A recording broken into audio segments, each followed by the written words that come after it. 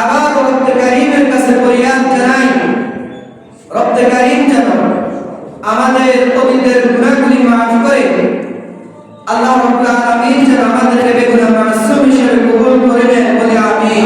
আমিন। রাসূল আকরাম সাল্লাল্লাহু আলাইহি ওয়াসাল্লাম মসজিদে নববীর প্রথম সিঁড়ির মধ্যে যখন পা রাখলেন, রাসূল সাল্লাল্লাহু আলাইহি ওয়াসাল্লাম বলেন আমিন। যখন দ্বিতীয় সিঁড়িতে রাসূল সাল্লাল্লাহু আলাইহি ওয়াসাল্লাম পা রাখলেন, রাসূল সাল্লাল্লাহু আলাইহি ওয়াসাল্লাম বলেন আমিন। যখন তৃতীয় সিঁড়িতে আল্লাহ রাসূল সাল্লাল্লাহু আলাইহি ওয়াসাল্লাম পা রাখলেন, আবারও আল্লাহ রাসূল সাল্লাল্লাহু আলাইহি ওয়াসাল্লাম বলেন আমিন। কয়বার বলেছিল? তিনবার। সাহাবায়ে কেরাম আরজ করেন, ইয়া রাসূলুল্লাহ, আপনি তো মসজিদের মিম্বরে প্রত্যেক সময় দাঁড়িয়ে খুতবা দেন, আমাদেরকে কোরআন সুন্নাহর কথা শোনান, আর তো কোনোদিন দেখি নাই মসজিদের মিম্বরে যে সিঁড়ি আছে ওইগুলোর মধ্যে পা রাখতে আপনি আমিন আমিন বলতে আজকে কেন তিনবার আমিন বললেন? রাসূল সাল্লাল্লাহু আলাইহি ওয়াসাল্লাম বলেন, আমি যখন মসজিদের মিম্বরের ভিতরে প্রথম সিঁড়ির মধ্যে পা রাখলাম, হযরত জিবরিল আমিন এসে বলতেছে, ইয়া রাসূলুল্লাহ, ওই শ্রেণীর লোকগুলা ধ্বংস হোক যারা আপনার নাম শুনে মাত্রই সাল্লাল্লাহু আলাইহি ওয়াসাল্লাম পাঠ করে, অর্থাৎ দুরূদ পাঠ করে না। সকলে বলি সাল্লাল্লাহু আলাইহি ওয়াসাল্লাম। রাসূল সাল্লাল্লাহু আলাইহি ওয়াসাল্লাম বলেন, তাদের জন্য আল্লাহ রাব্বুল আলামিন বদদুয়া করেছেন, আমি রাসূলও তাদেরকে ধ্বংস হওয়ার জন্য বদদুয়া করেছি। নাউযুবিল্লাহ। দুই নাম্বার, আমি যখন দ্বিতীয় সিঁড়িতে পা রাখলাম, সাইয়েদনা জিবরিল আমিন বলতেছে, ইয়া রাসূলুল্লাহ, যারা বৃদ্ধ পিতামাতাকে ফেও বৃদ্ধ পিতামাতার খেদমত করে জান্নাত অর্জন করতে পারলো না, ওই শ্রেণীর লোকগুলো ধ্বংস হোক। রব্বে কারীম তাদেরকে বদদুয়া করেছে, আমি রাসূলও তাদেরকে বদদুয়া করে তাদের ধ্বংসের জন্য দোয়া করেছি, বলি নাউযুবিল্লাহ। বলতেছি, ইয়া রাসূলুল্লাহ, তৃতীয় সিঁড়িতে যখন পা রাখলেন আবার তো বললেন আমিন। রাসূল সাল্লাল্লাহু আলাইহি ওয়াসাল্লাম বলেন, আমি যখন মিম্বরের তৃতীয় সিঁড়িতে পা রাখলাম, সাইয়েদনা জিবরিল আমিন বলতেছে, ইয়া রাসূলুল্লাহ, যারা পবিত্র মাহে রমাদান মাস পেয়েও রহমত মাগফিরাত নাজাতের মাস, পবিত্র মাহে রমাদান মাস পেয়েও যারা তাদের অতীতের গুনাহগুলো আল্লাহ তাআলার কাছে তওবা করে ক্ষমা করতে পারলো না, ওই শ্রেণীর লোকগুলা ধ্বংস হোক, আমি রাসূল তাদেরকে বদদুয়া করেছি, আমি রাসূল বলছি আমিন, বলি নাউযুবিল্লাহ। তাহলে আল্লাহ রাসূল সাল্লাল্লাহু আলাইহি ওয়াসাল্লাম কয় শ্রেণীর মানুষকে বদদুয়া করেছেন? এক নাম্বার, যারা রাসূলের নাম শুনলেও সাল্লাল্লাহু আলাইহি ওয়াসাল্লাম পাঠ করে না, রাসূল বলেন ওই শ্রেণীর লোকগুলা ধ্বংস হোক, বলি নাউযুবিল্লাহ। দুই নাম্বার, যারা তাদের বৃদ্ধ পিতামাতাকে ফেলে পিতামাতার খেদমত করে জান্নাত অর্জন করতে পারলো না, রাসূল বলেন ওই শ্রেণীর লোকেরা ধ্বংস হোক। তিন নাম্বার, যারা রমজান মাস পেয়েও অতীতের গুনাহগুলোকে ক্ষমা করতে পারলো না, আমি রাসূল বলছি আমি তাদের জন্য বদদুয়া করেছি। তাহলে আল্লাহ রাসূল তিন শ্রেণীর মানুষকে লানত দিয়েছেন। কয় শ্রেণী? তার মধ্যে যে এক শ্রেণী পবিত্র মাহে রমাদান মাস চলতেছে, আমরা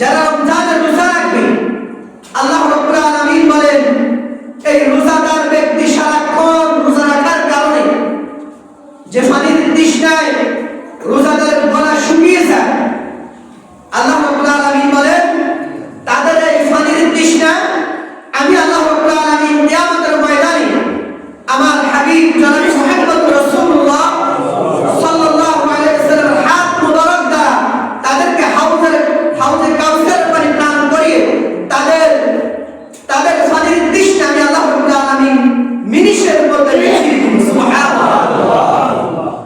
রব্বুল কারীম বলেন রোজাদার ব্যক্তি আমার কাছে সবচাইতে দামি ব্যক্তি, তার কারণ রোজাদার ব্যক্তি সারাক্ষণ রোজা রাখার কারণে উপবাস থাকার কারণে যখন তার পাকস্থলী থেকে যে দুর্গন্ধ আসবে ওই দুর্গন্ধ আমি রব্বুল কারীমের কাছে মেশক আম্বরের চাইতে আরো দামি। সুবহানাল্লাহ। রব্বুল কারীম বলেন রোজাদার ব্যক্তি আমার কাছে সবচাইতে দামি, আমি আল্লাহ রাব্বুল আলামিন ঘোষণা করে দিলাম এই রোজাদার ব্যক্তিকে আমি আল্লাহ রাব্বুল আলামিন কিয়ামতের ময়দানে সবচাইতে যে বড় জান্নাত রয়েছে জান্নাতুল ফেরদাউস তাদেরকে জান্নাতুল ফেরদাউসের ভিতরে আমি রব্বুল কারীম তাদেরকে দাখিল করব। সুবহানাল্লাহ। রব্বুল কারীম বলেন রোজাদার ব্যক্তি আমার কাছে সবচাইতে দামি, এই রোজাদার ব্যক্তিকে আমি আল্লাহ রাব্বুল আলামিন রায়্যান নামক যে গেট আছে জান্নাতে প্রবেশ করার জন্য, যে রায়্যান নামক গেট বিলাসবহুল গেট, তার চাইতে সুন্দর তার চাইতে দামি জান্নাতের মধ্যে আর কোনো গেট থাকতে পারে না। রব্বুল কারীম বলেন রোজাদার ব্যক্তি আমার কাছে সর্বশ্রেষ্ঠ ব্যক্তি, তাদেরকে আমি রব্বুল কারীম কিয়ামতের ময়দানে রায়্যান নামক জান্নাতের গেট দিয়ে প্রবেশ করাবো। সুবহানাল্লাহ। রব্বুল কারীম বলেন রোজাদার ব্যক্তি আমার কাছে সবচাইতে দামি ব্যক্তি, আমি আল্লাহ রাব্বুল আলামিন রোজাদার ব্যক্তি যখন ইফতার রাত মুহূর্তে কতগুলো ইফতার সামনে নিয়ে বসে থাকে, ইচ্ছা করলে তার হাতের নাগাল আছে, ইচ্ছা করলে এখান থেকে নিয়ে খেতে পারে, একজনকে ভয় করে দিদিকে রব্বুল কারীম বলে আমাকে ভয় করে, সামনে ইফতার থাকার সত্ত্বেও যে রোজাদার ব্যক্তি ইফতার ভক্ষণ করে না ইফতারের সময় হওয়ার আগ পর্যন্ত আমি রব্বুল আলামিন আসমান জমিন ফেরেশতাদেরকে সাক্ষী রেখে বলি আমি রব্বুল কারীম আমার ওই রোজাদার ব্যক্তির জীবনের অতীতের গুনাহ মাফ করে তাদেরকে জান্নাতি বলে ঘোষণা করে দিলাম। সুবহানাল্লাহ।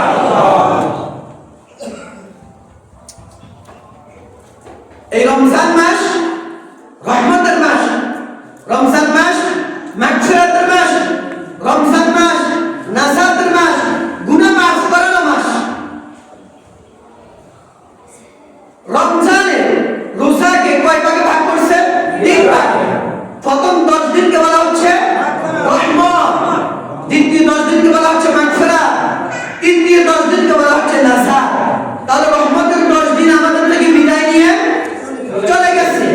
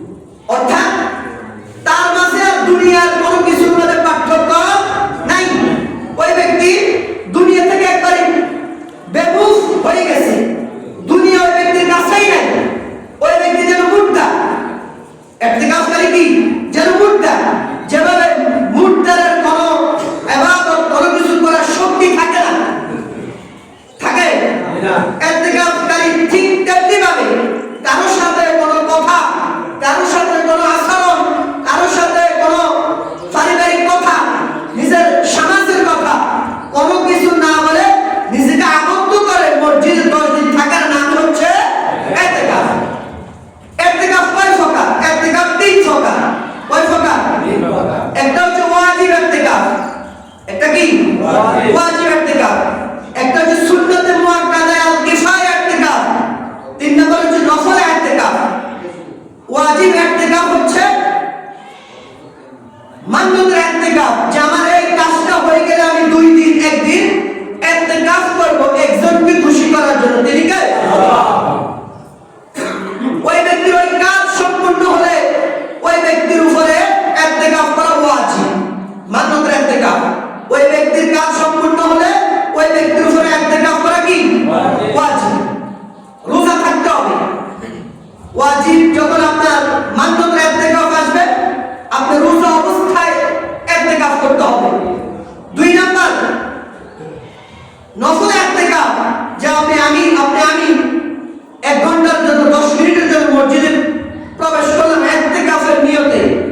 রব্বে কারীম বলে যতক্ষণ তুমি মসজিদে বসে থাকবা ততক্ষণ তোমার আমলনামে নফল ইতিকাফের সওয়াব রব্বে কারীম লিখে দিবেন। সুবহানাল্লাহ। 3 নাম্বার সুন্নতে মুআক্কাদা আল কিফায়া, যেটাকে পবিত্র মাহে রমাদানের তৃতীয় 10 দিন রাখতে হয়।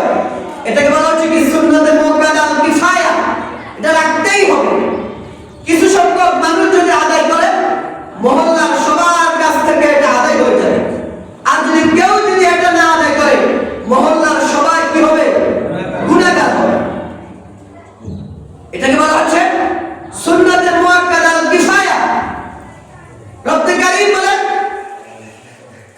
এই সুন্নতে মুআক্কাদা আল কিফায়া ইতিকাফ, যেটাকে বলা হয় রমজানের শেষ 10 দিন, আল্লাহ রাব্বুল আলামিন পবিত্র কোরআন কারীমের মধ্যে আয়াত নাযিল করেন। আল্লাহ রাব্বুল আলামিন বলেন ওয়ালা তুবাশিরুহুন্না ওয়া আনতুম আকিফুনা ফিল মাসাজিদ তিলকা হুদুদুল্লাহ ফালা তাকরাবুহা। রব্বে কারীম বলেন তোমরা ইতিকাফ করো। ওয়ালা তুবাশিরুহুন্না ওয়া আনতুম আকিফুনা ফিল মাসাজিদ, কোথায়? মসজিদে। কোথায় ইতিকাফ করার জন্য? মসজিদে। ওয়ালা তুবাশিরুহুন্না ওয়া আনতুম আকিফুনা ফিল মাসাজিদ, ইতিকাফ অবস্থায় স্ত্রী সহবাস থেকে দূরে থাকো। আর তোমরা ইতিকাফ করো কোথায়? মসজিদে। তিলকা হুদুদুল্লাহ, এটাই আল্লাহ রাব্বুল আলামিনের বিধান। অন্য আয়াতে আল্লাহ রাব্বুল আলামিন বলেন ওয়াহিদনা ইলা ইব্রাহিম ওয়া ইসমাঈল আন তাহিরা বাইতা লিত-তাইফিন ওয়াল আকিফিন ওয়ার রুকআইস সুজুদ। আল্লাহ রাব্বুল আলামিন হযরত ইব্রাহিম এবং হযরত ইসমাঈলকে বলেন তোমরা আমার ঘরকে তোমরা পরিষ্কার করো ইতিকাফকারীদের জন্য, রুকু সিজদাকারীদের জন্য, যারা ইতিকাফ করবে তাদের জন্য তোমরা মসজিদকে পরিষ্কার করো, মসজিদকে পবিত্র করে রাখো। সুবহানাল্লাহ। তাহলে পুরুষরা ইতিকাফ করবে কোথায়? মসজিদে। জোরবানা কোথায়? মসজিদে। আর নারীরা কোথায়? ঘরে।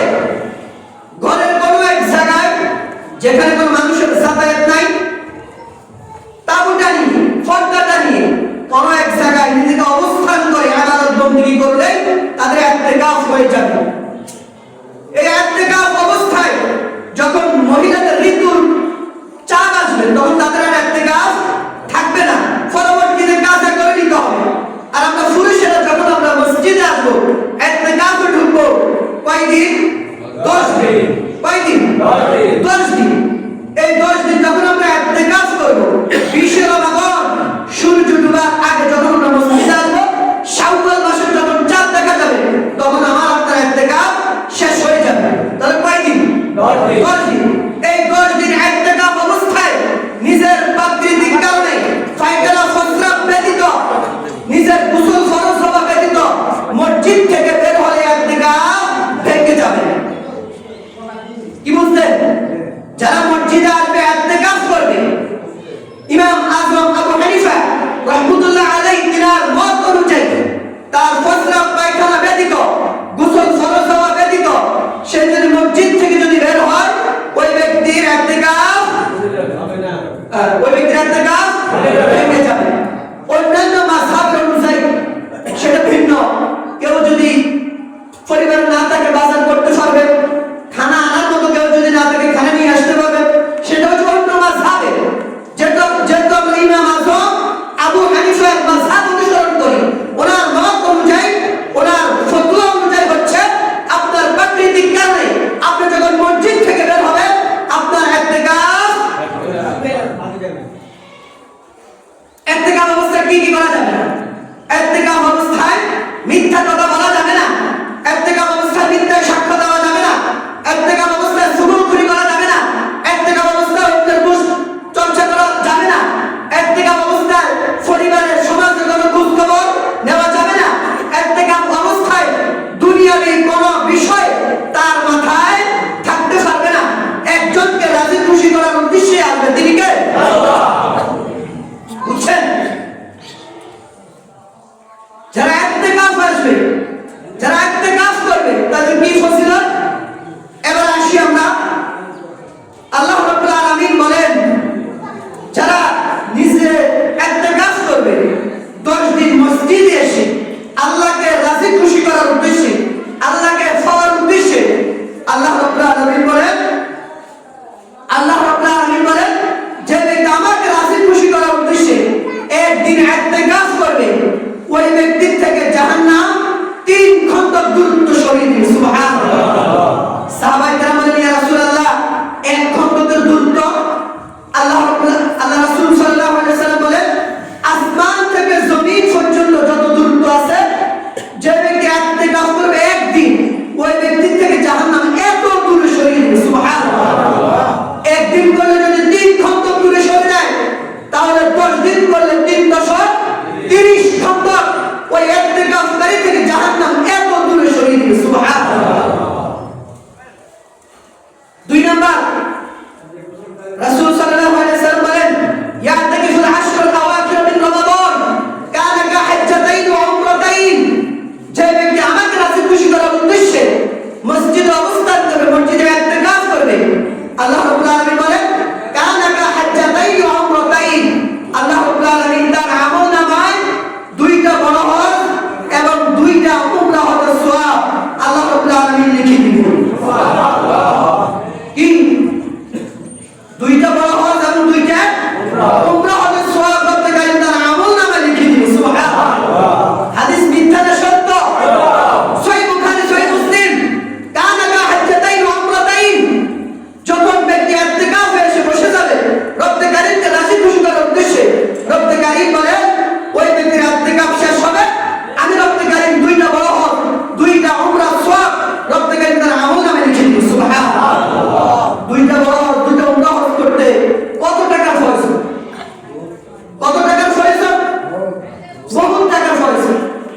আমি আপনি লক্ষ টাকা খরচ করে হজ করলেও আমার আপনার হজ কবুল হয়েছে কিনা আমার কোনো গ্যারান্টি আছে? না। জোরে বলেন, আমার কোনো গ্যারান্টি আছে? না। কেউ দিতে পারবে? না। কেউ বুকে হাত দিয়ে বলতে পারবে আমি হজ করে এসেছি আমার হজ কবুল হয়েছে? না। বলতে পারবে এমন কেউ? না। কিন্তু আল্লাহ রাসূল সাল্লাল্লাহু আলাইহি ওয়াসাল্লাম বলেন ইয়াতাকিফুল আশরুল আওয়াখির মিন রমাদান কানা কা হাজ্জাতাইন ওয়া উমরাতাইন। যে ব্যক্তি রবকে খুশি করার উদ্দেশ্যে মসজিদে অবস্থান করবে 10 দিন, রব্বে কারীম তার আমলনামায় 2টা বড় হজ 2টা উমরার সওয়াব লিখে দিবেন। সুবহানাল্লাহ। 2 নাম্বার। 3 নাম্বার,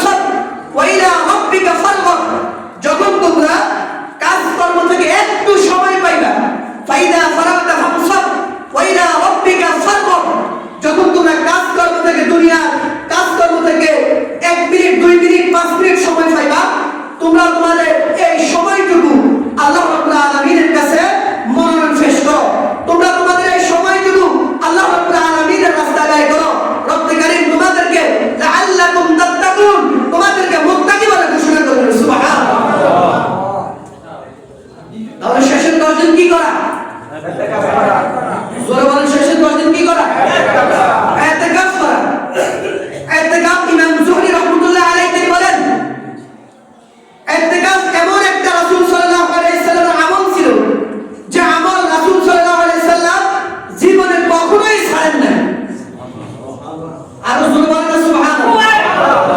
যে আমল রাসূল সাল্লাল্লাহু আলাইহি সাল্লাম জীবনে কখনোই ছাড়েন নাই, এই আমলের নাম হচ্ছে কি? ইতিকাফ। রাসূল সাল্লাল্লাহু আলাইহি সাল্লাম রমজানের প্রথম 10 দিন ইতিকাফ করলেন। হযরত জিবরিল আমিন এসে বলতেছে, ইয়া রাসূলুল্লাহ, আপনি ইতিকাফ করছেন? বলে জি। বলে কেন? লাইলাতুল কদরের জন্য? বলে জি। বলে এটা সামনে। দ্বিতীয় 10 দিন আবার ইতিকাফ করলেন। জিবরিল আমিন এসে বলতেছে, ইয়া রাসূলুল্লাহ, আপনি ইতিকাফ করছেন? বলে জি। কেন? লাইলাতুল কদর পাওয়ার জন্য। বলে এটা সামনে। যখন তৃতীয় 10 দিন ইতিকাফ করলেন, সাইয়েদনা জিবরিল আমিন বলতেছেন, ইয়া রাসূলুল্লাহ, আপনি লাইলাতুল কদর পেয়েই গেলেন। সুবহানাল্লাহ। তাহলে লাইলাতুল কদর কোন দশকে? তৃতীয় দশকে। লাইলাতুল কদর কোন দশকে? যেই রাসূল সাল্লাল্লাহু আলাইহি সাল্লাম যেই বছর ওয়াফাত লাভ করবেন, মৃত্যুবরণ করবেন, ওই বছরে আল্লাহ রাসূল সাল্লাল্লাহু আলাইহি সাল্লাম 10 দিন ইতিকাফ করেন নাই, টানা 20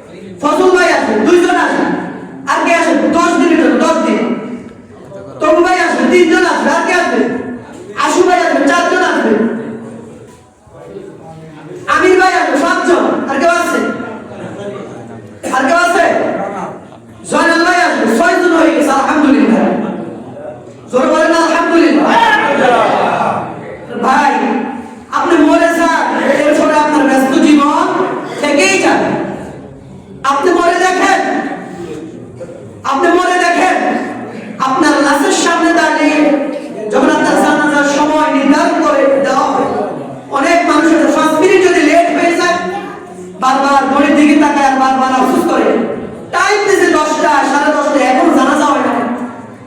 তাহলে আপনি মরলেও মানুষের ব্যস্ততা যাবে না, ব্যস্ততা শেষ হবে না, ব্যস্ততা লেগেই থাকবে। আর কেউ আছে যুবকদের মধ্যে? আর কেউ আছে যুবকদের মধ্যে? আর কেউ নাই? একজন নাই? কে? আমজাদ, মাশাআল্লাহ। আর কেউ আছে যুবকদের মধ্যে? আর কেউ নাই? যুবকদের না রক্ত গরম, তাজা শরীর, সারাক্ষণ বসে কোরআন পড়তে পারবে, জিকির করতে পারবে, ইসলামিক সাহিত্য পড়তে পারবে।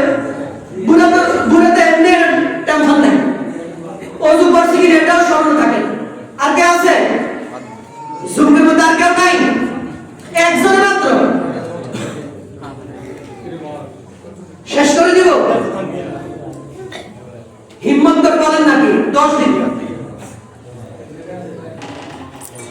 যাক আলহামদুলিল্লাহ, না বললে কিছু করার নেই। তাহলে যারা ইতিকাফের নিয়ত করেছে, আমরা যখন মঙ্গলবার, বিশ্ব রমজান মনে হয় মঙ্গলবার, যখন আমরা সূর্য অস্ত যাওয়ার আগে মসজিদে চলে আসবো, যারা আমরা ইতিকাফের নিয়ত করেছি, আসবো ইনশাআল্লাহ।